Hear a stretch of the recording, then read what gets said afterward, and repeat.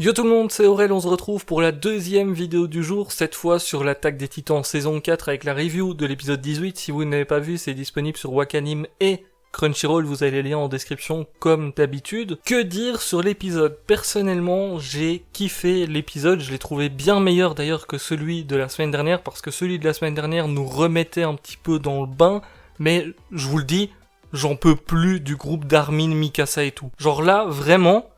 La partie que j'ai kiffé de l'épisode, c'est clairement la partie où on voit Falco Gabi. Et pourtant, de base, ils nous sont montrés, enfin surtout Gabi, elle nous est montrée comme quelqu'un d'endoctriné, et du coup, t'es amené un peu à la détester, même si, personnellement, je l'ai jamais vraiment détesté, j'ai toujours trouvé son personnage intéressant, etc.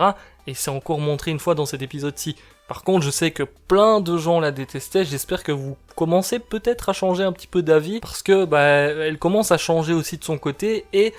je pense qu'elle est beaucoup mieux maintenant qu'avant. Mais pour revenir sur le groupe d'Armin, Mikasa, etc., celui que je déteste vraiment, pour le coup, c'est Armin. J'en peux plus d'Armin, je vous le dis, à chaque fois que je le vois à l'écran et qu'il est en train de parler, j'ai envie de foutre un coup de poing dans l'écran, quoi. C'est plus possible. Armin, en fait, il est là en mode, ouais, je sais pas trop, est-ce que Eren, il est vraiment gentil, méchant, est-ce qu'il nous a vraiment trahi, enfin, il est en pleine hésitation. Je peux comprendre qu'il soit en hésitation. Le problème, c'est qu'il est en hésitation, mais derrière, ses paroles, finalement, suivent pas vraiment, parce qu'à certains moments, il est en mode, non, il faut avoir confiance en Eren, etc. Donc, même s'il hésite, il essaye de pousser les gens, finalement, à être du côté d'Eren. Je ne comprends pas ça. Même Mikasa, qui...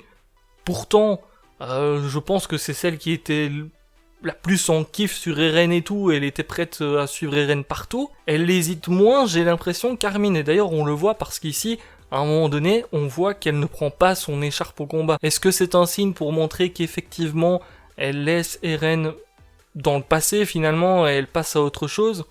Je sais pas trop pour le coup quelle est la signification exacte, mais pour moi ça veut dire qu'elle avance petit à petit et elle s'éloigne petit à petit d'Eren justement. Mais par contre, Armin, c'est tout le contraire, et je vous le dis, mais les premières minutes de l'épisode quand on les voit encore parler, à chaque fois qu'Armin il ouvrait sa bouche, j'avais envie de muter le son et de passer à autre chose, enfin je sais pas si vous avez cette impression aussi, mais c'est clairement en train de devenir le personnage que je déteste le plus, déjà que je l'aimais pas trop avant. Même si, au début je l'aimais pas trop, puis finalement ça allait de mieux en mieux, mais là je commence vraiment à le détester. Maintenant, passons vraiment aux choses importantes de l'épisode. On a du coup Sig qui se ramène sur le champ de bataille, on le sait, l'objectif c'est que les deux soient réunis pour lancer le grand terrassement. Et d'ailleurs, Sig s'est pris une bonne balle, n'empêche, de l'unité avec pique, etc. Après, je doute qu'il soit vraiment si atteint que ça, parce qu'on voit que c'est son côté droit, je crois, du corps qui a été atteint par la balle. Donc logiquement, pas trop de soucis à ce niveau-là, il va pouvoir se régénérer un petit peu. Par contre, ce qu'on remarque, c'est que Eren a réussi un petit peu à se débarrasser, on va dire, de Porco du coup, et de Reiner, et là ça devient un petit peu plus compliqué, parce que les deux, quand ils seront réunis, on sait pas vraiment qu'est-ce qu'ils vont faire finalement. On sait quelles sont les intentions de Sig, mais pour Eren, c'est vrai qu'on a toujours ce petit côté où on n'est pas sûr qu'il va vraiment lancer le grand terrassement, etc. Du côté de Sig, par contre, ça semble assez clair, et d'ailleurs là j'ai bien peur que Sig lance aussi son espèce de cri qui transforme les gens qui ont bu son liquide cérébral, je sais plus c'est quoi le nom exactement, et qu'il commence à transformer tout le monde. Le problème c'est qu'il y a des gens quand même que j'aime bien dans le tas, donc j'espère qu'il va pas trop le faire, même si à mon avis il va pas se gêner. Donc c'est vrai que de ce côté-là, ça avance. Maintenant on va passer à la partie qui était, je trouve, la plus intéressante de l'épisode, et c'est la partie Gabi Falco. Gabi Falco, perso, dans la partie 1, je les ai vraiment bien aimés. J'ai bien aimé les suivre parce que on a vraiment eu une vision différente de ce qu'on avait avant. Ici on était du côté entre guillemets de l'ennemi, même si là pour le coup dans la bataille actuelle j'ai juste envie de les voir pouvoir se barrer et qu'ils se libèrent et tout. Alors là je veux juste que Gabi, Falco et même limite les Mars ils arrivent à se barrer de là, ou à gagner en tout cas.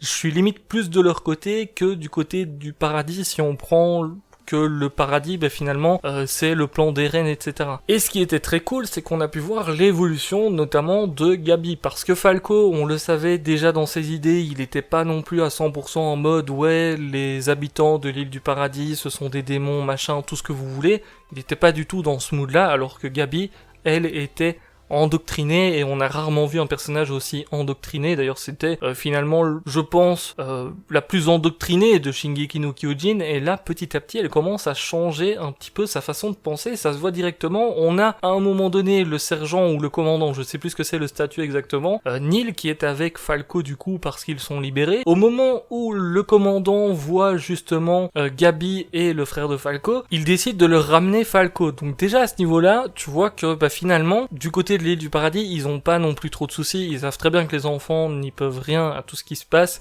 et c'est pour ça qu'ils ramènent un petit peu Falco. De toute manière, ils ont été enfermés ensemble, je pense qu'ils ont très bien compris que finalement les deux, effectivement, ils étaient pas dans le même camp, mais ils étaient pas ennemis non plus. Et en ramenant Falco à son frère et à Gabi, et bien justement, on a Gabi qui fait un geste assez fort finalement par rapport à ce qu'on sait d'elle, c'est que on a le frère de Falco qui commence à prendre son arme en mode, s'il se ramène trop près, il faut que j'en profite, il faut que je tue le mec qui est avec Falco, et comme ça je peux récupérer mon frère, sauf que Gabi l'empêche carrément de faire ça. Alors si on m'avait dit qu'un jour, Gabi, la plus endoctrinée de toutes, allait protéger en soi quelqu'un de l'île du paradis, j'aurais pas cru. Même si ça se voit que ça fait un petit moment où elle commence un petit peu à changer, et d'ailleurs c'est bien pour ça que personnellement j'aime bien le personnage et que c'est l'un de mes préférés de cette saison 4, c'est par rapport à tout ce qui se passe. En apprenant à parler avec les gens, etc., en voyant un petit peu comment est-ce qu'ils fonctionnent, elle commence à changer complètement. Et ça s'est vu une seconde fois quand on a la famille de Sacha qui passe justement derrière là où il se cachait. On entend encore une fois les parents de Sacha qui sont en mode, j'espère que Ben et je sais plus c'est quoi le nom d'emprunt de Gabi, enfin bref, j'espère qu'ils vont s'en sortir, machin, et puis ils sont là en mode, oui, ce sont des enfants forts, etc.